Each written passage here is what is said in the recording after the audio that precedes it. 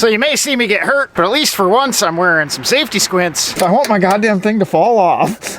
I can have it fall off. I'm guessing it's probably not ideal to have the craft-faced insulation not covered in the welding area. Welcome back to the Lost Cause Ranch, and it is December in Iowa, which means it's freaking cold out. Biggest problem about that is Joe is a procrastinator, but today we're gonna solve a major problem here in the new Land Rover shop, and that problem is the fact that we don't have freaking heat, right, Chet? So come along as we solve that problem, or half of that problem, for just $850. We're gonna turn you around. But before we get into that, a bunch of you keen viewers caught Chet on the last video. And Chet is our new little scared boy here at the Lost Cause Ranch. A lot of you know, a little over a month ago, we lost our little safety steward, Sasha, and it's just not the same hanging out in the shop without a little buddy. So we went to our local humane society and picked up this little guy. His name's Chet. He didn't know that was his name, but he does now. He was brought in as a stray. We don't know what he is, but he kind of looks like a dingo, so he should fit in well around here. So it is currently 28 degrees, feels like 12. So I guess it is a good thing these two boxes showed up today. So we're gonna pop them open and see what we're dealing with. I think I have to pretend to be an HVAC guy today, an air plumber, as they call them. You may see this says air conditioner, which is kind of the opposite of what we're going for.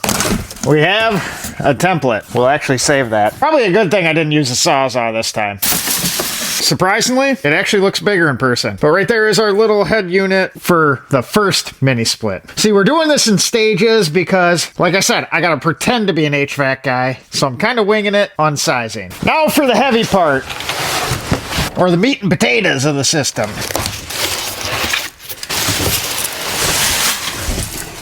Right here is our outdoor unit, the condenser. A little bit of a unique thing about the ranch here is we actually have zero gas of any sort on the property. The house is conditioned by a heat pump. A heat pump is essentially an air conditioner, but just a little bit bigger with the ability to reverse flow. So during the winter, the system is reversed and we are actually pulling heat out of the air and sending that via the refrigerant into the house in the opposite fashion of your typical air conditioner. So for the shop, we chose to go with the same system, albeit a little bit different. The house has a traditional heat pump with a normal air handler, like your traditional furnace. The shop, we're gonna have mini splits, 2 of them to be exact. When we were wiring the shop up, we set up provisions to put a mini split there and one on this end of the shop. Today we're starting with this corner over here, and this head unit is gonna end up probably right there. I say probably because I'm just not quite sure on the exact location. A lot of it depends on where we land that outside, because we have our fixed lines that were included in this system. This system is what is considered a DIY, a do-it-yourself system, the thing we like to do around here at the ranch, and this is pre-charged for this length line, so we should be able to have this thing blowing some hot air by the end of this video without any outside help. Fingers crossed. This is a 24,000 BTU system that has the capability to pull heat out of the outside air down to negative 13 degrees Fahrenheit. And with our 1,440 square foot shop, this is not enough on its own. But like I said, I don't know what I'm doing. So we're gonna stick this one up first so I can size the second one. I'm thinking we'll be able to do a 12,000 BTU in the back corner, but we may have to do another 24,000 BTU one. I just want to see how this does first, and we have a little bit of time to figure out how it works before we get into our sub-zero temperatures that typically come in the middle of January. In the last video, we were looking at the coolant leak in the LR4. We need to take a couple minutes and finish that project up so we give ourselves enough room to get the mini split installed. So when you need a specialty tool to work on your Land Rover and you don't have it, it's good to have another specialty tool that can make that specialty tool.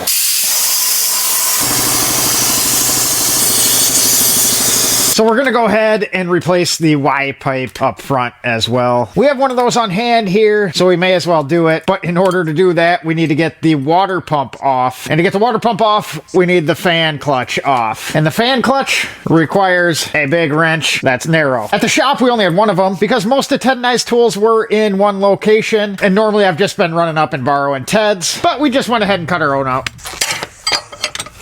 That guy worked out pretty frickin' swell. Man, I sure have a frickin' cluster going on here. This place is a freaky disaster. But hopefully, all that will change by the end of this video. And we are making some progress. We have our new Y-pipe on. Old one was kind of looking a little crusty. Got some coolant residue past the O-rings. And then on our rear crossover, it was splitting and separating. You can kind of see some space right there. That's not supposed to be there. That guy should look nice and tight like that. We were just about ready to throw this new one that we got from Lucky 8 in the back there. But Justin reached out and they just got their first shipment of these guys in. This guy right here is an all aluminum, or since it's a Land Rover, aluminum piece. Over the years, we've always used these guys, but we're gonna give this guy a shot instead. So I'm not a very tall guy, so the best way I've found for me to do this is to get right up in there.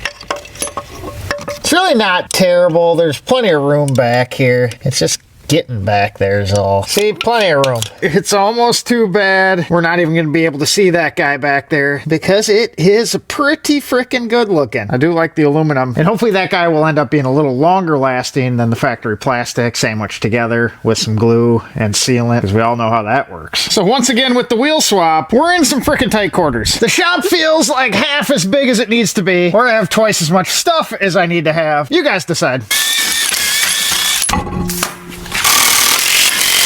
Alright, so we swapped our spacers over, and we put our extra set of lift rods from Lucky 8 in. I just need to go find another set of wheels from Merlin's. It may even get some 20s with like a 275 55 20, maybe some new Defender Steelies. Undetermined. With all the room we just made by getting the LR4 out of here, we can now work on getting some heat in this place. First thing to do is get the condenser mounted outside. And for that, we're going to make a bracket with some more steel tube to mount it directly to the wall so we can keep it elevated off the ground, because chances are it's gonna snow here. I've been here like 30 some odd years. There's yet to be a year where it hasn't. So we want to keep that guy well off the ground so it's not buried in snow and it can heat the shop as efficiently as possible. That also means we gotta put our new welder with that fancy new cart we just built to work. But first, you know what we need to do. That's right, cut some stuff.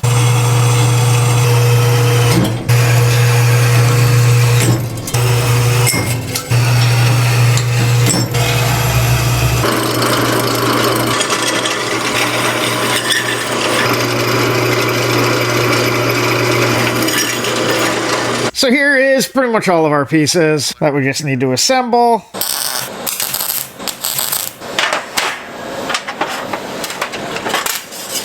Jesus, that was smooth, Joe. So I went ahead and had the trigger going there. That was smart.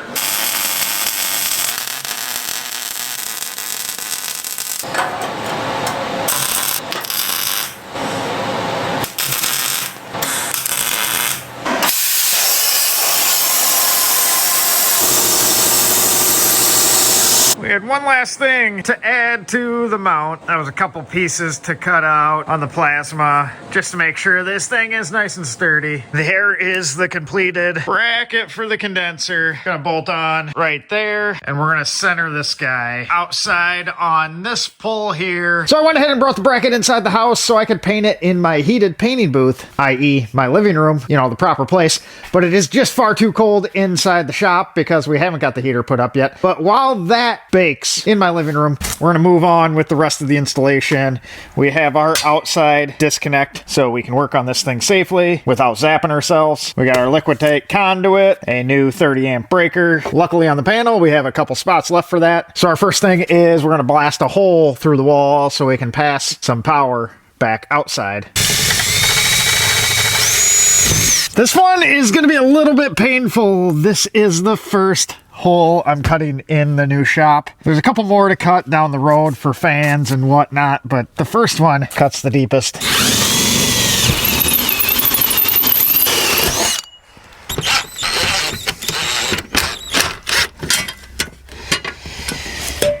Need to get a level. Unlike me, this thing is dead on. Me personally, like half a bubble off. We got that all tied in. Breaker there, run down, run outside. Still kept it all nice and tidy. Still pretty happy about this panel, to tell you the truth. Not exactly happy that's not getting used yet. Now that we got the inside electrical buttoned up, my bracket is dry, but it is far too dark to put that up. I'd like it to look half decent and at least close to level. So in the meantime, we're gonna get this guy mounted up. We got our wall bracket here. We got some OSB here, and we got a little bit of a template along with our clearances in the instruction booklet. And for the people like me who have trouble paying attention, they also have the clearances on the template itself. Smart. We're eventually going to have OSB paneling on the bottom 8 feet of the walls around the shop. You'll see that underneath the mezzanine a little bit later in this video. But that works out because they want this guy a minimum of 8 feet from the floor. We have nearly 22 feet to work with by the time you go to the peak. But being we're mainly using this guy for heating versus the air conditioning, we're going to keep that as close to 8 feet as possible because we want it to keep the heat down low when it's shooting out before it goes up to the peak and sits up there doing no good. So I think what we'll do is get this guy probably 100 inches or so off the floor. That way when we put the 8 feet of wall, which will end up being like 8 feet 2 inches, because we're not going to set that OSB right up against the ground so it doesn't wick any moisture. So that would put the top of the OSB at probably like 98 inches. We'll give ourselves 2 inches of clearance. So what we need to do is find roughly center, which should work out to somewhere in this vicinity. Our furring strips we used for the insulation are going to be awful handy for this. Then we're going to find 100 inches, which is taller than I thought. This one might be a little too floppy to do what I'm trying to do here. I need a little bit more. Like always, this would be a little easier with 2 people, but we'll make do. Maybe. If there's a will, there's a way. So we're 114 inches across. So that would put us at 57. Our mini split head just kind of ledges right on this. So this needs to get zipped to the wall, roughly something like that. These staples here are some vertical 2x3s that we used, and those 2x3s mount to the horizontal girts that hold the building together. So with the spacing on those, which is 16 inches on center, we would only be able to hit a couple spots to lag this guy in. So what we're gonna do is take this piece of OSB that we cut to the correct width, and we're going to screw the bracket to the OSB, and then we'll be able to hit the OSB against those 2x3s in a couple more areas, which will keep this whole thing from falling on my head, or at least that's the plan. Whoa, that's good for the level. That's about all you get out of me, but I think it'll hold, you know, because I'm a large individual. Unfortunately, we're gonna have to put another hole in the building, just what I want to do, but I guess the lines have to come through somewhere, so we're just gonna mark out where that hole needs to be, and that is right around there. And just for reference, this first hole was painful. This one gonna be like 3 times as painful. So we got our front panel open, and we just need to hook up our wiring. This will be the control cable that runs out to that condenser. Looks to be pretty simple. 1, 2, and 3 there, along with ground. 1, 2, 3, ground. So yellow goes to black, white goes to blue. I mean, me personally, I would have just made the colors match, but what do I know? And black goes to brown, which is smart being we also have a black. But like I said, what do I know? Put our cover back on, drill a hole, and we're good to hang this thing. Exciting times, especially since I can barely feel my hands. Having a little heat's gonna be good. All right, so we got a little daylight again. Still a little cold. I need a level, so we're gonna make sure the actual mounting surface is level, and we look good there. You always got to put your protection on first. No, I want you to look worthless on video. Yeah, back off. Here, you want to hold this end? All right, you can look like something. See, I brought in the heavy lifting. I can. Oh, you guys are f***ing good. Nailed it. So we had a little bit of a design flaw. Got a washer on the head. Critiquing over here. If I want my goddamn thing to fall off, I can have it fall off. You think that f***er's big enough for a pilot hole? Alright, so we just got to mark our hole to the outside. Like I said, this one's a little more painful. Alright, so now we just need to trim the inside hole. We got this little tube for our lines and wire to pass through. A little beauty panel and a broken beauty panel. I see daylight. Now, you didn't cut it too short, did you? You want some caulk? So I probably could raise the ladder, but... Oh, man, that's nice. Well, that one fits. It's gonna go right in. I got this if you gotta. I'm gonna try and feed those through. Wow, that looks like something. So there's our little dong sticking out. Now we just gotta figure out how to bend this so it travels down the wall and gets to there. Everything is better in the cold. Well, what the fuck? No, it's just pressure, so you know it's not. There's no hole in the line studs. Oh, God, you guys are fucking smart. It held. Did you freeze your finger solid? I think you are. Well, I can tell you if you guys weren't here, I'd be like, oh, If I'm soldering it right now, Carter. How tight's tight? Doesn't suck down, I gotta leave somewhere. It's gonna be right there. That seems tight. So I'm just over here running some power. Well, we got the pros doing the hard work beyond my skill level. Apparently it's a little cold. Went ahead and broke that guy right the f off. All right, so what's going on here is we are vacuuming down the old lines that we just installed. Like I said earlier, it is pre-charged, but after it's all vacuumed down, we'll open it up and let the Freon travel through there. Supposedly that's supposed to work. Right the f off. Hopefully better than what I got going on here. All right, about all that's left to do. We're gonna flip it on. It beeped. Nothing blew up. So we're gonna hit power so we can have loads of disappointment. Definitely not 79 degrees in here. Well, that's fancy. I'm pretending to know what I'm doing here. Mode, recirculate, water, fan. Is the sun heat?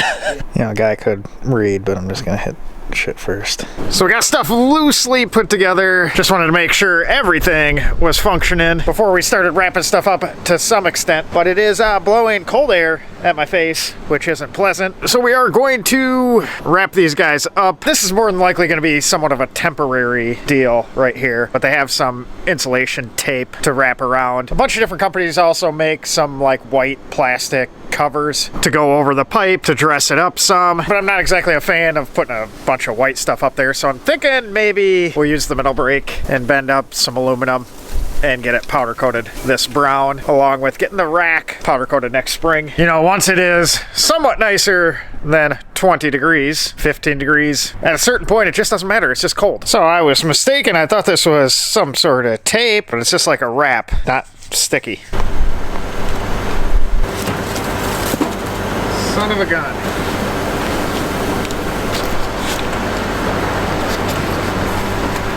That's a tad cleaner looking at least. Should be slightly more efficient too with all of the copper tube wrapped in the foam pipe insulation along with the insulating tape, keeping everything nice and tight. So I have my high temp thermometer here. Yes, it's a meat probe. Make do with what you got. I guess I gotta get a wall clock thermometer set up, be fancy now that we got heat. But we are sitting at about 59, 60 degrees down here. We're set at 61. For a single unit, it's actually been holding up pretty good so far. I think ultimately we still will throw one in the other end, probably similar size, just to make it quicker on the uptake. But we were down to 10, 11, 12 degrees and it was still producing heat just fine, so I'm happy with that. And if we hang out on the mezzanine, we're 5 degrees warmer, so I guess even warmer up towards the peak. Eventually, when I have time and the want to get back on a ladder, I think we'll throw a fan up here, suck some of that hot air back down. Now that we got a little heat in this place, we can move on to the next project that I've been putting off for too long. That is our little fab area underneath the mezzanine. We need to get our walls covered. I'm guessing it's probably not ideal to have the craft-faced insulation not covered in the welding area. And we're gonna cover that with OSB, mainly because I wanna be able to hang whatever,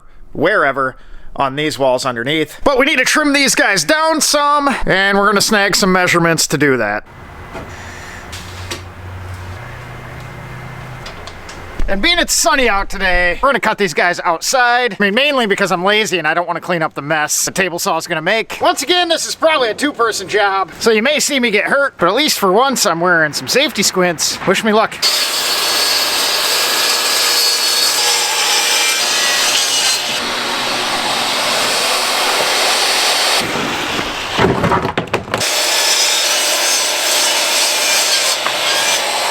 We got quite the setup rigged to make this possible. We have our in-feed table, out-feed table. Those are both roughly the height they need to be.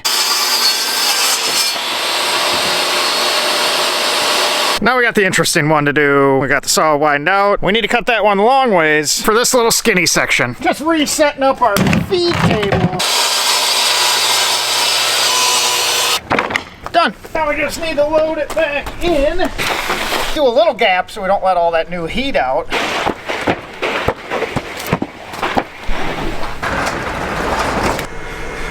Chet just up there having a seat. Well, I said his name, so now he's coming.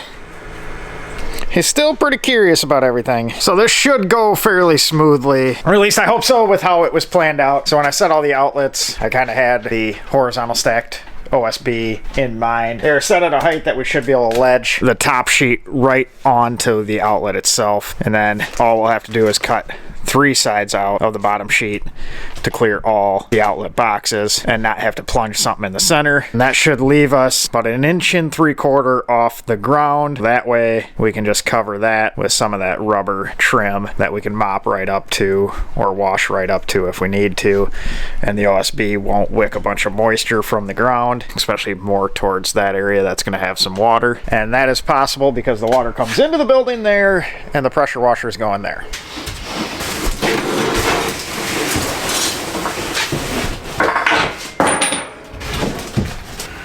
Well, that went better than expected. We didn't knock too much over.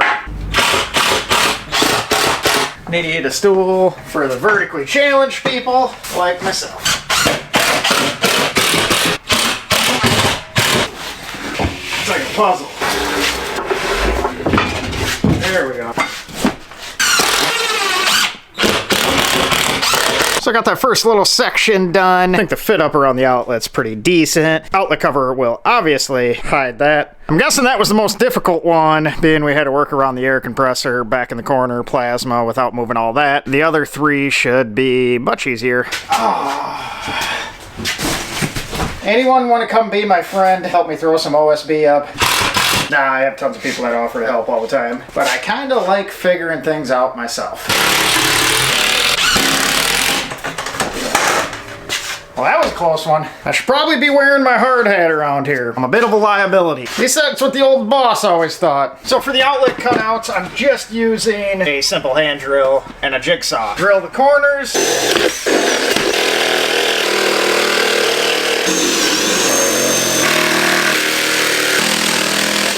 I'm almost getting hot in here. Might have to turn the heat off. It's getting kind of tight, jockeying enough stuff around to get back against everything. Ow. Son of a bitch. Not sure if I've mentioned it yet before, but I should have built a bigger shop. Also, should have been born with third hand. Sure would have been convenient in times like this. Feels like a freaking workout. That one slipped right in. So we are just about there with the wall on the fab area. It's got the one little skinny guy to go. We got one thing in the way. Gonna have to relocate our little chainstay for the garage door. So like I mentioned, this little section is gonna get this bracket mounted for the pressure washer. So I'm gonna throw a few of these flags into that USB, not USB, OSB, just because this is going to have a little more weight and it doesn't have as many 2x4s to screw to as the rest of them did. And I am happy to see that project done. Looks much nicer than the insulation rolls. We just need to throw a little bit of color on it, get it to match the poles, blend it in with the rest of everything else, get it looking professional. But I am not going to bore you with the paint work, because I'm assuming you have either painted a wall yourself or seen it done before, and you don't need to watch paint dry, even though some of my videos feel like that's what you're watching. Man, am I happy with how that turned out. It just gives our little fab area a much more finished feel. And you're always more productive when you enjoy your work environment. Right, Chet? Also with the OSB up, we can now start hanging our stuff and getting it off the table. I have some wall control pegboard that'll go up here. We'll probably put a lot of the power tools back here. We'll get our helmets and whatnot hung above the bench, along with being able to throw some abrasives. But most of all, it just looks better. And we get to see how the new welding cart sits back there. Frickin' perfect sizing for it all. A lot more room on the table without the TIG up there. It just works. And then we can work on getting our air compressor dryer hung up there now that we know where everything sits. We also got this cool little golf oil little drum that will hold our little cutoffs. I like that piece. But let me know what you guys think. I think the contrasting colors works pretty well. You know what else has been working well? The mini split. And right there you see 46 degrees. And that setting right there is another reason why I picked this particular mini split unit. So even though in its normal heat setting, the lowest temperature you can set it at is 61 degrees, it has a frost protection mode where it will hold 46 degrees here in the shop. And I think we'll probably leave it on that most of the time and then just bump it up when we're in here and going to use it. That way we save a little bit of money. I'm all about saving that. And speaking of saving money, this thing cost $850 shipped and it has been working flawlessly. It's got a decent warranty. Whether or not the company will be around, who knows? I think we're going to order another one of these. So we'll be in our entire heat and air conditioning setup in our shop for under $2,000. And with the whole premise of this shop being budget oriented, orientated, I don't even know how you say that, but whatever that is, but that fits right in line. But I will keep you guys updated, and we'll also keep you updated on how Chet's doing. He's starting to get a little more accustomed to the new surroundings. With that being said, appreciate you guys watching, appreciate you subscribing, and we'll see you on the next one. And that's going to be working on the 1-ton axles for the Range Rover camper.